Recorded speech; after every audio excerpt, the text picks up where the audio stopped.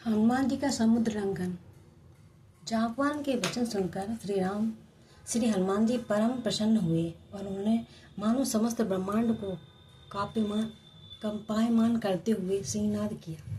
वे वानरों को संबोधित कर कहने लगे कि वानरों, मैं समुद्र को लाग कर लंका को भस्म कर डालूंगा और रावण को उसके कुल सहित मारकर जानकी को ले आऊंगा। यदि कहो तो रावण के गले में रस्सी डालकर और लंका को त्रिकूट पर्वत सहित उखाड़कर भगवान श्री राम के चरणों में डाल दो। हनुमान जी के वचन सुनकर जांबवान ने कहा कि हे वीरों में श्रेष्ठ पवन पुत्र हनुमान, तुम्हारा शुभ हो। तुम केवल शुभ लक्षणा जानकी जी को जीती जागती देखकर ही वापस आ जाना। हे राम भक्त, तुम्हारा कल्याण हो। बड़े बूढ़े बानर शिरोमणियों के मुख से अपनी प्रशंसा सुनकर हनुमान जी ने अपनी पूंछ को बार बार घुमाया और भगवान श्री राम के बल का स्मरण किया। हनुमान जी का रूप उस समय बड़ा ही उत्तम दिखाई पड़ रहा था। वे बानरों के बीच में उठकर खड़े हो गए। उनके संपूर्ण शरीर में रोमांच आ गया। उस अवस्था में हनुमान जी ने बड़े बड़े बानरों को प्रणाम करके इस प्रकार कहा कि आकाश में विचरने वाले वायुदेव का मैं पुत्र हूँ।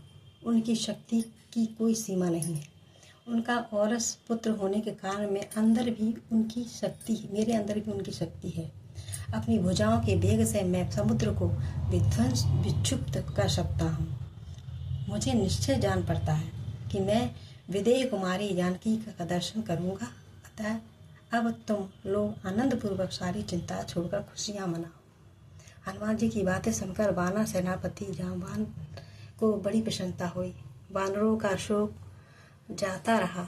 उन्होंने कहा कि हनुमान जी, ये सभी श्रेष्ठ वानर तुम्हारे कल्याण की कामना करते हैं।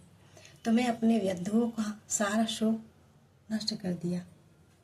ऋषियों के प्रसाद युक्त वानरों को अनुमति तथा भगवान श्री राम की कृपा से तुम इस महासागर को सहज ही पार कर जाओगे। जब तक तुम लौटकर यहाँ आ जाओगे तब तक हम तुम्हारी प्रतीक्षा में एक पैर से खड़े रहेंगे, क्योंकि हम सभी वानरों के प्राण इस समय तुम्हारे अधीन हैं। इसके बाद छलांग लगाने के लिए हनुमान जी महेंद्र पर्वत के शिखर पर पहुँच गए। उन्होंने मन ही मन छलांग लगाने की योजना बनाते हुए चित्त को एकाग्र कर श्री राम स्मरण किया। उन्होंने मस्तक और ग्रीवा को ऊंचा किया और बड़े ही वेग से शरीर को सिकोड़कर महेंद्र पर्वत के शिखर से छलांग लगा दी। कपिवर हनुमान जी के चरणों से दबकर वह पर्वत कांप उठा और 2 घड़ी तक लगातार डगमगाता रहा।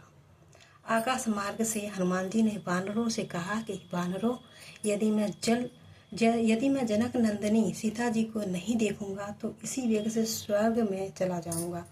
यदि मुझे स्वर्ग में भी माँ सीता के दर्शन नहीं हुए तो राक्षस राज रावण को ही बांध के ले आऊंगा। ऐसा कहकर हनुमान जी विघ्न बाधाओं का बिना कोई विचार किए बड़े ही वेग से दक्षिण दिशा में आगे बढ़े। हनुमान जी के वेग से टूटकर ऊपर उठे वृक्ष उनके पीछे एक मुहूर्त तक ऐसे चले जैसे राजा के पीछे राजा के सैनिक चलते हैं।